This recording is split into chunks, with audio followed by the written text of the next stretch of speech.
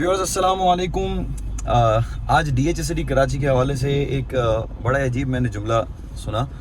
तो वो जुमला सुनने के बाद मुझे ऐसा लगा कि शायद हो सकता है कि जब किसी एक की ज़बान से निकला है तो और भी कई लोगों की ज़बान से ये जुमला निकल रहा होगा, जो कि इस वक्त जो कंडीशन मुल्क पाकिस्तान की है, स्पेशली अगर हम DHCD कराची के हवाले से बात करते हैं तो जो कंडीशन DHCD कराची की है या बहरिया टाउन की है या कराची में वो दीगर सोसाइटीज़ जहाँ पर लोग इन्वेस्ट करते हैं और रिटर्न मांगना चाहते हैं, तो वो पिछले कई महीनों से इस वक्त परेशान हैं। और मैंने ये जुमला सुना कि हम परेशान हो गए, कहाँ हमने DHCD कराची में प्रॉपर्टी ले ली। तो वो एक अपनी फ्रस्ट्रेशन उनकी थी और अपनी सोच थी। शायद ये जुमला कई लोगों का होगा और ये मेरे ख्याल में उन लोगों का जुमला होगा कि जो ट्रेडिंग पर्पस से प्रॉपर्टीज़ परचेज़ करते हैं और हर 3 महीने में या 6 महीने में वो चाहते हैं कि मार्केट का एक सर्कल घूमे जिसमें हम अपना नफ़ा करें और एक तरफ हो जाए। तो हर बार ये ज़रूरी नहीं है कि मार्केट का सर्कल चल जाए। मार्केट का सर्कल साल में 2 या 3 दफ़ा मार्केट का सर्कल चलता है और मैं ये कई बार कहता भी हूँ कि ये सर्कल चलता है, उसमें ज़रूरी नहीं है कि आप अपना रिटर्न लें, इन्वेस्टमेंट पे रिटर्न लें और बाहर चले जाएं। सम टाइम ऐसा होता है। अच्छा, ऐसा भी ज़रूरी नहीं है कि आप लो प्राइस पे ही परचेज़ करें और हाई प्राइस पे ही सेल करें। मतलब जिस तरह लोग स्टॉक मार्केट में यूजुअली करते हैं कि यार मैं बिल्कुल लो प्राइस में लूँ, लॉक पे लूँ और अपर कैप पे मैं इसको बेचूँ, तो ज़रूरी नहीं है। जब आप प्रॉपर्टी को परचेज़ करते हैं तो आप मेंटली प्रिपेयर होने चाहिए कि मेरे पास इसका होल्डिंग पीरियड कम से कम 1 साल का है। उससे आप थोड़ा सा मजबूत होते हैं। फिर जब मार्केट थोड़ी सी डाउन होती है तो आप मजबूत इस तरह होते हैं कि यार कोई मसला नहीं है यार, प्रॉपर्टी तो मेरे पास तो साल तक का टाइम है। और मतलब वो पैसा कि जो आपको किसी भी वक्त अर्जेंट में ज़रूरत पड़ जाए, वो पैसा कभी भी आप प्रॉपर्टी में ना लगाएं। वो रिजर्व आपके पास जो आपकी सेविंग हो और वो सेविंग कभी भी इमरजेंसी में आपको ज़रूरत ना पड़े, यानी तकरीबन चांस उसका ना हो, तो वो पैसा आप प्रॉपर्टी में लगाएं। और हमेशा मैं एक और भी बात कहता हूँ कि पैसे को डाइवर्सिफाई करें, उसको लिक्विडेट करें। यानी अगर आप लेट सपोज, कई लोग कहते हैं यार DHA फेज़ 8 में एक प्लॉट लिया जाए 8 करोड़ रुपए का या DHCD कराची में ले, तो मैं इनको कई बार ये कहता हूँ कि आप DHCD कराची में इसको इस तरह पैसा लगाएं कि 8 करोड़ रुपए में 8 चीज़ ले लें, ना कि 8 करोड़ भी एक प्रॉपर्टी आप लें। उसमें जब भी आपको सम टाइम ज़रूरत पड़ती है तो आपको 1 या 2 प्रॉपर्टी बेचनी हो और आपकी ज़रूरत पूरी हो जाए। तो मैंने जब ये जुमला सुना कि यार मैंने कहाँ DHCD कराची में प्रॉपर्टी ले ली, क्योंकि अब ज़ाहिर है आपको पता है इस वक्त मार्केट 10% से लेकर 30% तक के डिक्लाइन पे खड़ी हुई है। तो मतलब वो लोग जिसके पास अपना टाइम है, यानी कि जिसने लॉन्ग टर्म के लिए प्रॉपर्टी ली है या उस मकसद से लिए कि चलो जब बढ़ेगा तो हम इसको बेच देंगे, तो उनकी बॉडी लैंग्वेज में और मतलब वो जिसने 2 महीने की या 1 महीने की टाइम पीरियड पे इन्वेस्टमेंट की है, उनकी बॉडी लैंग्वेज में बहुत फ़र्क है। और मैं ये एक और बात भी आपसे यहाँ कहूँगा कि लेट सपोज अगर आपकी प्रॉपर्टी पहले की भी पड़ी हुई है, अगरचे आप लॉस में हैं या अगरचे आप प्रॉफिट में हैं या आप अलॉटी हैं, तो देखें हमेशा पॉजिटिव रहें, पॉजिटिव बॉडी लैंग्वेज के साथ चलें। मुल्क पाकिस्तान के हालात कभी किस तरह होते हैं, कभी मुल्क के हालात बाउंस बैक होते हैं और आप उसको बड़ा अच्छे तरीके से रिटर्न लेते हैं। आज जो कंडीशन मुल्क पाकिस्तान में रियल एस्टेट की है, चूँकि हम कराची में बैठ के बात कर रहे होते हैं, तो जो कराची में इस वक्त हालात है प्रॉपर्टी की, इस वक्त अच्छी प्रॉपर्टी को बेचना भी एक थोड़ा टास्क है डेफिनेटली।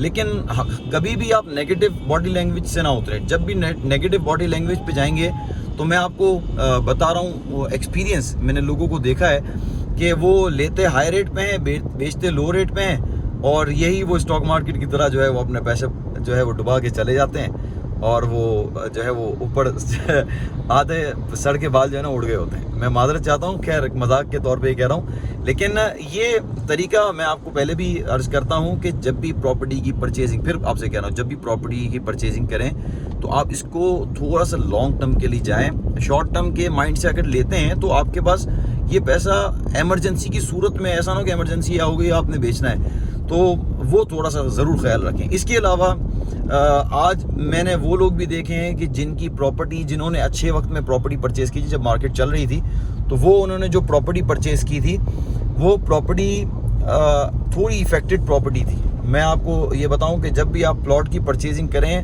अनटिल अनलेस आपने उसको बनाना हो, यानी अगर तो आपने बनाने के मकसद से लिया है तो ठीक है, थोड़ा इफेक्टेड प्लॉट आपने ले लिया, चल गया। लेकिन जब आप प्रॉपर्टी इन्वेस्टमेंट के लिए लेते हैं तो कभी भी वो प्रॉपर्टी ना लें कि जो इफ़ेक्ट करती हो किसी तरह भी। ये इफ़ेक्ट करने से मुराद ये है कि मैं अभी अगर प्लॉट पे एग्जांपल दूं तो कोई भी कमर्शियल इफेक्टेड, नाला इफेक्टेड, यानी वो एम्यूनिटी इफेक्टेड, वो ऐसी प्रॉपर्टी पे ना जाए। यानी ऐसी प्रॉपर्टी लें जिसको यूजुअली ये कहते हैं भाई कंचा प्लॉट है। आपने सुना होगा। अगर अपार्टमेंट लेते हैं तो कोई भी अपार्टमेंट इस तरह का ना लें, यानी इन्वेस्टमेंट मकसद से लेते हैं या रेंट जनरेट करने के लिए लेते हैं, तो भी ऐसा अपार्टमेंट ना लें कि जिसका पता हो भाई ये गली थोड़ी सी हल्की है, यहाँ पर स्ट्रीट पे बिकता नहीं है, या वो मकान या वो शॉप जो किसी ना किसी तरह इफेक्टेड हो, उसमें इन्वेस्ट ना करें।